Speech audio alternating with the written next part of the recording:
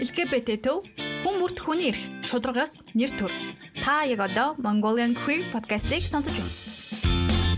Сайн байна уу хүмүүс үзэгчид болон сонсогчдоо Mongolian Queer podcast-ийн энэ удаагийн дугаарт Содо маань оролцож байна. Тэгээд манай сонсогч болон үзэгчдэд өөрийгөө танилцуулаач. За сайн байцгаана уу, намайг Содо гэдэг queer хүн байна. Queer artist is. Queer нь иш биш, artist нь иш шүү ч гэж. Тийм тэгээд нас нэг чухал биш, хөгшин царайтай, тэгтээ гайгүй залуухан. Тэгээд хуваараа бизнесээ хийдэг, хаяа фрилансер ажилладаг. Тийм залуу байна. Nice. Ер нь манай бүх бараг подкастууд нөгөө coming out story бол хэлдэг л.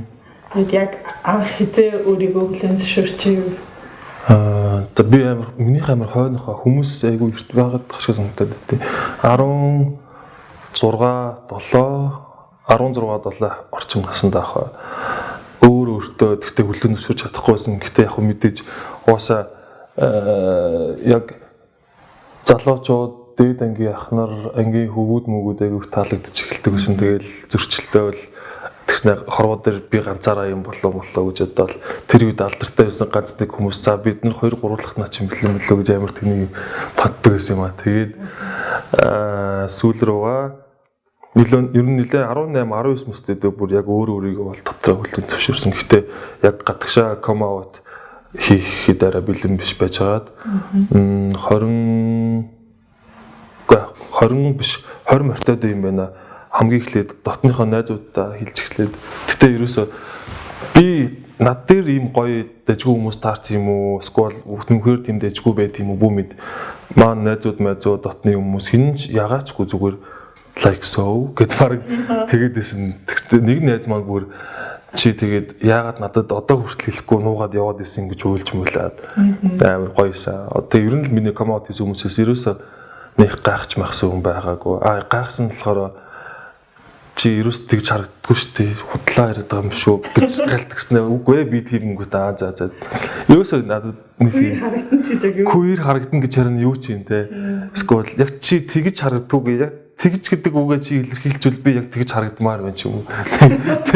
Тиймэрхүү тохиолдлуудад очирч байсан. Тэрсгүй бол одоо ер нь бол манай гэр бүлийнхэн би уусаа ээж их хоёртойгоо зүгэдэг. Тэгээд ихч бол би сүүлд гадаад тухта шууд согтуу байхдаа амар урт мессежээр ихч рүү хэлсэн чи ихч уусаа би мэддэг байсан. Тэгээд чамайг ямар ч хэсэг хайрлана зүгээр ээж тарин одоохон дэглээд хэрэггүй баха. Ээж уусаа жоохон настай хүн болохоор янз бүр болж магадгүй чи тэгээд жоохон бэлэн болох цагаа өөрөө ч гэсэн дотроо ээжийг бас өөрөө бэлэн болох цагаа хүлээж авахгүй. Тэр нь одоо ээжээс бусна бүгд мэдэх бах төө. Яг ингээд өөрийгөө эгдэх чинь хүлэн зөвшөөрчөөр найзуудтай хэлбүү нуугаа явж исэн үе. Тэгээд магадгүй одоо тий бизнес эгдэх чинь нээлттэй бизнесийн хаалган дээр тугаа тавьсан ч юм уу тийм үе хоёрын хооронд чиний сэтгэл санааны ч юм уу эсвэл ер нь амьдралд чинь ямар өөрчлөлт харагддаг. Тэр талаар гэхдээ яг бодож үзэж байгаагүй юм байна. Одоо гэс цухсан бодох юм бол айгу бие сул тавьдаг болсон баха. Тэр үед ингээл бүхэл юмнаас ахуулаад нэг юм pride flagтай нэг юм цам цөмс гэсэн чинь чадахгүй ч юм уу те. Эсвэл бол дотны хүмүүстэй таалагдж байгаа залуугийнхаа талаар, crush-ийнхаа талаар ярьж чадахгүй ч юм уу. Тиймэрхүү юмнууд дандаа хаагдмал богдмал байдаг гэсэн бол одоо бол ерөөсөө тийм байхгүй. Хоёрдугаарт бас амар сэтгэл санааны бас амар амгалан жоохон мэдэрдэг болсон. Гэхдээ жоохон нэлээд мэдэрдэг болсон. Ер нь өөрийнхөө мэдэрж байгаагаа шууд гаргаж чаддаг болсон. Өмнө нь бол мэдэржсэн ч гэсэн тэгээ хэлжүүл яах вэ ингэх бол гэж боддог гэсэн бол одоо зүгээр юу мэдэр чинь тэрийг хамаагүй хуваалцмаар үедээ хүмүүстэй хуваалцах чаддаг болсон. Тийм. Нөгөө бизнес эрхлэгч гэдэг гэсэн шүү. Тийм. Бизнесийнхаа талаар манай үзэгч сонсогчдод зөвлөж болно. Podolk гэдэг clothing line хувцсны одоо брэнд байгаа. Тэгээ 2018 20 оны 5 сард нэгсэн. Би тэгээд подолкийг хийх гэж ер нь бараг 2 жил бодож явсан юм аа. Тэгээд яг зориглоогүй нөгөө өөрийнхөө бүтэн цагийн ажилтай байсан. Тэгээд би ажлаасаа гараад сар гарan Азийн орнуудаар нэг үүрэгчтэй аялал хийж яваад нэлээ өөрийгөө хөнгөлж чөлөөлж жагаад тэгээд тэрнийхээ дараа Монгол тэрэнгүүтээ за одоо ер нь эхлэе гэд тэгээд нэг найзтайгаа хамтраад бит хоёр подолкийг эхлүүлээд одоо 2 жил болж байна. Ерөнхийдөө ихэнхдээ подолк гэж байгаа учраас подолк хийдэг. Тэгээд бид нэр подолк гэхээс илүү дээрх загвар дээр нь ажилладаг. Загвар нь илүү бид нэр загвараа үнэлдэг гэх юм уу? Одоо дээр нь байгаа тэр загвараа бүтээлээ үнэлдэг. Тэгээ одоо манайх өргөжөөд өөр юмуд хийдэг болсон. Сүүлд гэвэл playtime-ийн бүх мерчийг хийж дуусгасан байгаа. 20 жилийн явахын тийм. Тэгээд өнөөдөр яг манайх вебсайтаа ашиглалтанд оруулчаад бас байж байгаа өдөр болж байгаа. Тийм.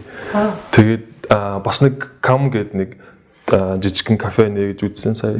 Яг queer хүмүүст зориулсан. Гэтэ яг хинч орж ирсэн нээлттэй бүгдд нээлттэй.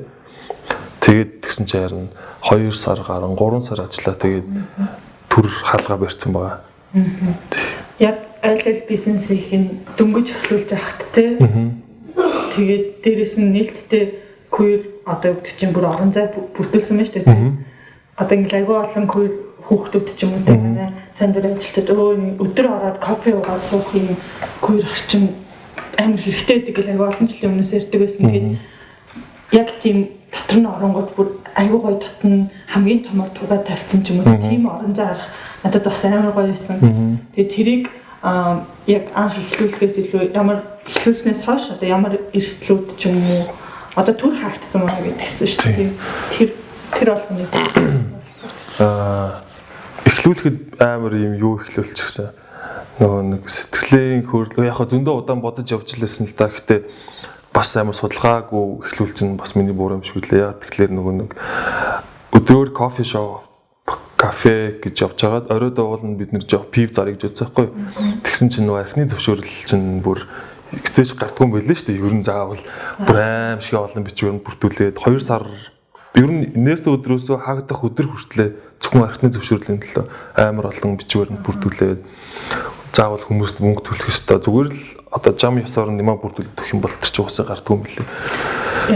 Заавал нэг юм өндөглөл манайх нөө жижигхэн байсан учраас метр квадрат жижигхэн гээл. За тэр асуудлаа шийдсэн чинь ажилчдын хувьцаалахаар галтгоотой байх хэвээр. Заавал агуулгын өрөөтэй байх хэвээр мөстэй гээл. Тэгээ тиймэрхүү шалтгаануудыг бол маш түр хаалга барьсан байгаа. Ер нь бол нээцэн байхад амар гоёсаа. Яг тэгвэл чиний хэлдгээр нөгөө бид нэр дом тугаа тавиад транс тугаа тавиад bisexual тугмог тэгэл өөрсдийнхөө дуртай queer кинонуудын постеруудыг тавиал тэгэл нэгэд ихсэн өдрөөс хойш ингээл би нөгөө нэг queer охтууд болцож энэ тэнд сууж байгаа дүрсийг дүр зураглалыг Монголд ерөөсөө нэг тэгж харддаг байхгүй юу? Харж байгаагүй тэгсэн чинь манайх нээснээс хойш өдрийн цагаар дандаа амар олон охтууд хосууд орж ирж суудаг болсон. Тэгээ тэрийг харах амар гоё. Тэг ер нь бол яг хуу тодорхой хэмжээгээр Монгол дахь queer олон нийтдээ чадхаараа яаж байгаа одоо дэмжиж байгаа гэж хэлэх ёстой юу? Тийм залуу үедээ айгу одоо өөрсдөө байх тэнд байх боломжийг нь олгох гэж хичээгээ. Тэгээд тэр нь бас 2 сар дотор амар харагдсан надад бол амар гоё юмсан. Данч хаагдсан байгаа. Тийм. Тэгээд одоо их чинь зөвхөн ингээд орчин айгуу гоё тухтай queer орон зайг бүрдүүлж байгаа. Тэрнээс гадна яг нэг ажил олгох хичээл хөвт ч юм уу queer олон нийтэд LGBTQ олон нийтэд дэмжиж ажилуулт юм шиг айгуу санагдсан бас. Тэр талаараа хуваалцаж өгдөг чинь яг 2 хүнтэй эхлэх байгууллагын эхлэл болон одоо ингээд ажил олгогч болцсон байгаа тэр үеийн ялгаа ч юм уу. Анх ер нь камч ба подолкч бизнес эхэлж хахад манай нэг найз бит хоёр хоёулаа queer-лтэй тэгээд эхэлжсэн. Тэрнээс хойшоо манайх 3 болоод 4 болоод сая кам нэгдэж хат баг 13 муурлаа болоод тэгээ ер нь баг 90% нь дандаа queer хүмүүс ажилладаг байсан. Дандаа ер нь биднэрт ч гэсэн нөгөө нэг ажлын байранда илүү тухтайгаар өөрийнхөө ажиллахыг нь бүрдүүлж өгөхийн тулд нэгдүгээр хоёрдугаарт queer олон нийтэд мэдээж дэмжихийн тулд гуравдугаарт яг албаар queer олон нийтийг ажилд аваад бүрдүүлсэн юм гэхээр бас үгүй л те зүгээр миний эргэн тойронд байсан хүмүүс найзууд маань бүгдээрээ яг тэр үед надтай зуг ажиллахад бүгдээрээ бэлэн байгаад тэгээд манай жишээ нь тэр үед байсан менежер, худалдааны зөвлөх, дизайнер, тэгээд манай одоо co-founder тэгээд ягтлан ч гэсэн queer байсан тэр үед. Ямар гоё юм бэ? Амар гоё тийм баг биш. Тэгээд ер нь нэг ч straight хүн байгаагүй. Байхгүй гэж бол байгаагүй. Зүгээр л тэгээд бүрдчихсэн. Тэгэхэд бид нөгөө нэг ажил дээрээ ч гэсэн амар гоё уур амьсгал бүрдүүлж нэг хамт олон болж ажиллахад бүгдээрээ queer явахт амар байдаг. Эсвэл кам дээр ч гэсэн дандаа queer хүмүүс ажиллаж байсан. Лана хүмүүс мэтгэл билгүүдээ Лана ажиллаж байсан. Сүүлд бас дахиад нэг транс охин аим хөрхөн миний краш охин шиг тэр ажиллаж байгаа тэгээд хаагдсан. Тэгээ ер нь queer хүмүүстэй ажиллах гоё идэг. Тийм.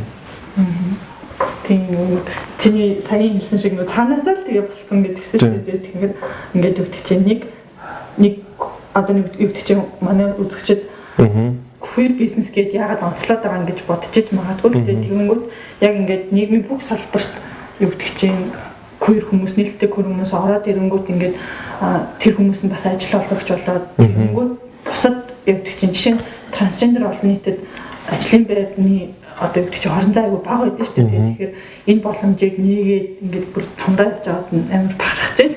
Баярлалаа. Би ч гэсэн өөрөө бахархаж байна гэхгүй бодлоо. Хаяа бахархнаа бас гятад хүн байна да. Бахархах хэрэгтэй. За тэгээд өгдөг чинь өөр одоо жижиг бизнес эрхлэх гэж хичээж байгаа ч юм уу эсвэл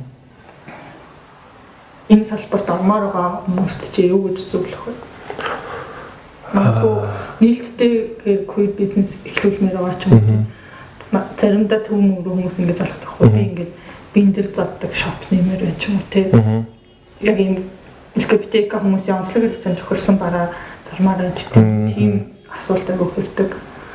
Тэнгүүд тэдэр чи юу зөвлөх вэ? Яна би өөртөө хүнд зөвлөгөө өгдөг хүн шүү дээ.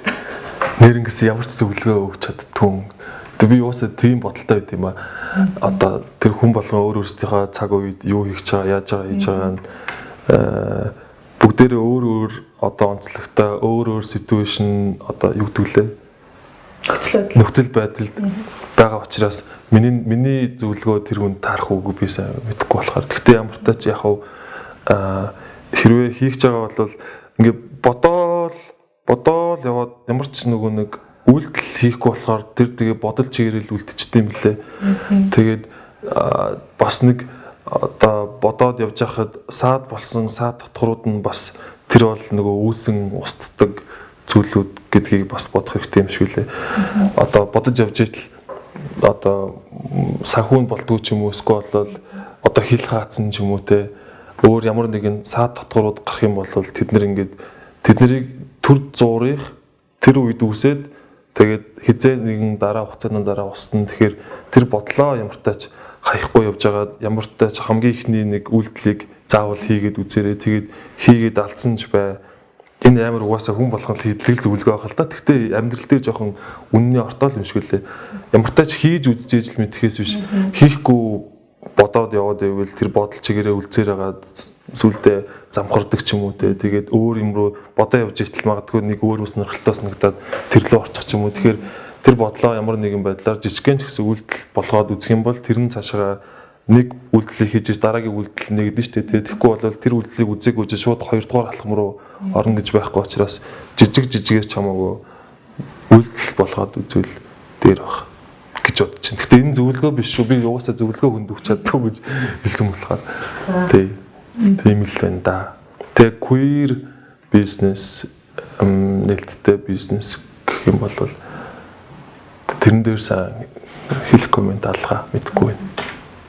Тэгээд би чамайг нөгөө queer театрт дүр бүтээж авах үед чинь танилцчихсан. Тэгээд тэр үед яг нөгөө бараг л Монголын анхны гей хостой жүжигчин яг нөгөө гол дүрийн хайр дурлалын дүр тоглож байсан шүү дээ. Тэр үеийнхээ дурсамжийг хуваалцаач.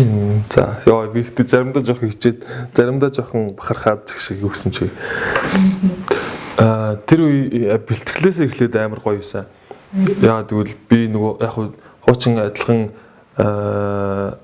зимд ажилладаг гэсэн шүү дээ. Зимд ажилладаг байсан ч гэсэн ерөөсөө яг нээлттэй queer хүмүүстэй яг хамтдаа нэг баг болж ажиллаж уулзаж үзээгүй юм бэлээ. Тэгээд тэр үеэсээ амар гоё байсан. Миний дүрийн нэр хэм бэлээ. Эдвард Эдвард шээ хэм бэлээ. Whatever. Дамьян ч лөө. Дамьян ч лөө. Тий. Дамьяны дүрд явхад надад тэр одоо дөрвөн жүжиг тоглолоо да. Тэрний хамгийн гоё нь манай жүжиг бас надад байдаг шүү дээ. Яг бус хүмүүсийн жүжигийг доош нь үгүй яаж байгаа харьцуулж байгаа юм биш л те зүгээр тэр жүжиг дээр нөгөө нэг бас нэг активист залуу те бит хоёр яг Монголын баг чиний хэлдгээр хамгийн анхны гей жүжигийг яг одоо драмын тайзнаас шууд дамжуулсан үзүүлсэн тохиолдол болсон болохоор амар миний хувьд тэр бол бас миний амьдралын амар сонирхолтой бас хамгийн ийм нөгөө сандрал болон догтлол ихтэй мөчүүдийн нэг болж өнгөрсөн. Тэгээд тэр үед чинь бас би бас амар нээлттэй байж чадаагүйсэн юм аа. Гэхдээ одоо тэр боломж дахиад олдсон бол илүү өөрийгөө бүрдээ ажиллаад зориулах байсан мөлий. Тэр үед айгүй сайн та хэдийн нөгөө бэлтгэлийг харж байгаа тайзан дээрээс үзсэн чинь нөгөө үзэгчдийн реакшн хүч нэмд юм уу? Тийм үлээ. Айгүй сайн жүжиглсэн тэр нөгөө спойлерт чи үнсэлтийн хэсэг дээр үзэгчд бүр ингээл яг нөгөө бэлтгэлийн үед чинь үзэгчдийн реакшн алга ташилт машилт байхгүй учраас яг бүтэн юма бас яг сайн гаргадаг юм шиг лээ. Тэгээд тайзан дээр гараад сандраад гэхдээ илүү хичээх ёстой гэдэг. Тэгээд яг нөгөө нэг ийм гоё ийм оргил моментууд дээр нь хүмүүс алга тачмасаал өө гэж мөглөсөн чи улам амар зориг орч мураал. Тэгээд улам их удаан бараг 2 секунд хүнсэхтэйсэн чинь 10 секунд үсэлсэн бахаа шиг. Тэгээд гоёсэн. Тэгээд энэ жил байх болов. Энэ жил жижиг тоглолтод бид нар нөгөө шилдэг бүтээлүүдээр жижиг гаргаж байгаа. Тэгэхээр бас чамтай холбоотой. Оо тэгтээ би одоо энэ хөгш хүн байна да. Залуу үедээ боломж алгаад. Тэгээд аав маавын дүр болтол өгөөрэй. Оо за байгаа штэ. Queer театр гоёсэн. 2 жил тоглосон штэ. Эхний 1 жил 2 жил биднэрхтэй нэг жүжигээ тоглосон юм. Яг бидний тухайд л өөр тэгтээ шинэ жүжигүүд дараагийн жил дээр нь гарч ирж байсан баха. Одоо энэ жилийн нөгөө бүх шилдэг бүтээлд угаасаа танай жүжиг орсон. Тийм үү. Реакц айгүй сайтай байдаг. Хүмүүс бас нэг жил үзсэн дараа жил асуудаг ч юм. Тийм. Тэгвэл анхны тоглосон дөрүүдээр жүжигчдэр явал бас гоё юм байна. Зэг шиг бодлоо. Тэгээд театраас хойш танай баг гэх юм уу те эсвэл нөгөө язуудаараа кино уралдаан энэ дараад исэн шүү дээ тийм. Эхний жилийн шилдэг бүтээлийг танай баг авсан тийм. Тэрэн дээр бас уулзаад өөрөө гол дүртэн тоглосон. Хан тийм ээ. Тэрнээс хойш ингээд жоохон өөр өөртөө итгэл жоохон нэмэгдсэн юм шиг л шүү дээ. Ийм кино урлаг мурлаг драмын юмд байж болохоор ч юм уу. Гэхдээ яг өөрийгөө дараа нь үзэхээр жоохон ичмэрлээд юм л л те. Тэрэн дээр нөгөө Youth-Lead гээд байгууллага үүдэн шүү дээ. Төрийн бас байгууллага. Youth-Lead-ийн юу бах та зохицуулагч гэдэг байсан. Тэгээд тэр үед манайх Youth-Lead-ийнхаа багаар Цэнхэр тэнгэрийн цаанд бүтээл хийгээд тэгээд шилдэг бүтээл авсан. Тэрний бас гол дүрт нь өөрөө явцсан жоохон тэнэг байсан. Угаасаа өөр нөгөө нэг хүн олддгүй юм билээ. Нээлттэй хүн олдохгүй. Ялангуяа ингээ видеонд ороод тэр нь богино хэмжээний кино болоод дараа нь publicly цацагдана гэхээр хүмүүс олддгүй юм билээ. Тэгэл бараг хүчээр өөрөө ороод тэр бол жоохон юу байсан. Одоо бодохны жоохон тэгж хэлж болохгүй байна. Жоохон commercial байсан л да. But still гоё дурсамж байсан. Бид нар гэдэг нэг өдрийн дотор яг нөгөө нэг 72 цаг биш 48 цаг л 48 цаг шиг хийсэн ш тэрийг. Өглөө өөрөөр цуглаал бөөнөрөө цуглаал маа найзын лагер руу очиод өдөржингөө бичиж хагаад тэр оройно green zone цуугаад эдитлээд маргааш нь дахиж эдитлээд тэгээд бараг 48 цагт хийгээд өгсөн гэнэ. Тэгтээ тэр багийн бас бүх жүжигчид бүх ард нь ажиллаж байгаа хүмүүс бүгдээрээ queer хүмүүс байсан. 1-2 straight найзууд мал байсан бах өөр бүгдээрээ бас queer багаар ажиллаж өгсөн. Тийм тэгээд өөрсдийнхөө түүхийг өөрсдөө хэлж байгаа юм гэсэн яг нөгөө киног жоохон илүү амьд болохоор тэр нь магадгүй шилдэг бүтээл авах юм. Тийм баг тийм. Эхний жилд нөгөө бид нар хамгийн анхны жил кино уралдаанаа зарлчаад бүтээл ирэх болов уу агуу санаа зовж байсан байхгүй. Тэгээд 4-5 бүтээл ирээд 3-ын бид нар театрт гаргалав. Тэрний дараа жил нөгөө танай бүтээлийг шилдэг бүтээл YouTube тавиад дараа жил бүр нөгөө өргөн хүрээнд зарлаад тэнгис болоход бид нар 20 гаруй бүтээл аваад тэгээ 17-ны дэлгэцээр гаргаад 2 танхимд үрсэн. Тийм үү? Тийм бүр. Тэгэхээр энэ жил бас бид нар бүр өргөн хүрээнд кинонод хийхээр төлөвлөж байгаа. Nice. Энэ жил орно. Гэхдээ энэ жил би зүгээр ардан жолооч хийж байгаа.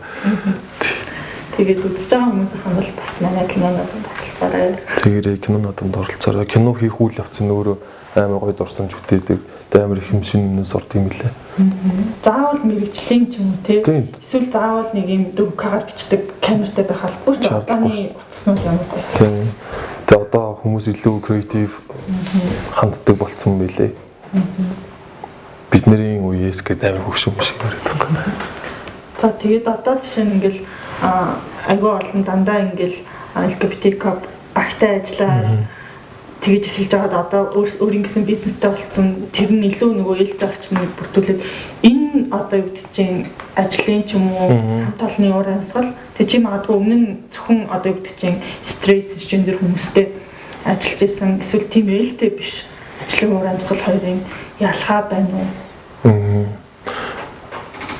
Ялгаа байт юм лээ. Маш том бом гэж бол хэлэхгүй байна. Би ихтэй дөнгөж сая бодож байгаа болохоор бас өмнө бас яг бодож үзэж байгаа юм. Гэхдээ нэг л том ялгаа нь нөгөө нэг хуучин дан стрейт хүмүүстэй сисгендер хүмүүстэй багт ажилладаг байхад нөгөө нэг жоохон баг дүрс гэж ажиллаж амьдрах хэрэгцээ гараад исэн юм байна. Яа тэгвэл өөрийгөө come out хийгээ учраас найзуудтайгаа уулзахдаа л өөрөөрөө байдаг. Гэхдээ одоо гэртээ байхад бас тэгж чадахгүй ба шүү дээ. Тэгэхээр ер нь миний амьдралын нэг өдрийн 24 цагийн 8 цаг нь ажил дээр за 8 10 цаг ч юм уу тэр 10 цагийн хугацаанд амар их жүжиглэж байх ч юм уу эсвэл илүү өөр хаяглах гэж хичээж байсан үе байсан юм байна.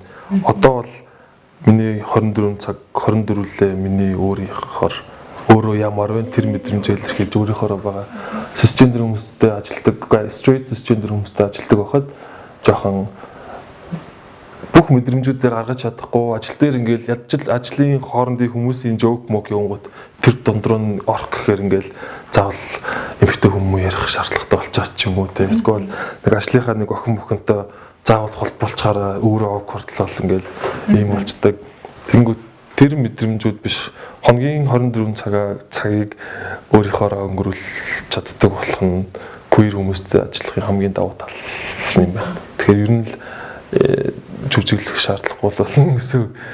Нөгөө тэр тим орон зайтай тэгээ бусад бас LGBT хүмүүст тэр орон зайд бүрдүүлээд явж байгаад маш их баярлалаа. Тэгээд баярлалаа. Өөр юу гэдэг чинь миний үлдээсэн зүйл эсвэл яг манай сонсогчдод хэлмээр байгаа юм байна.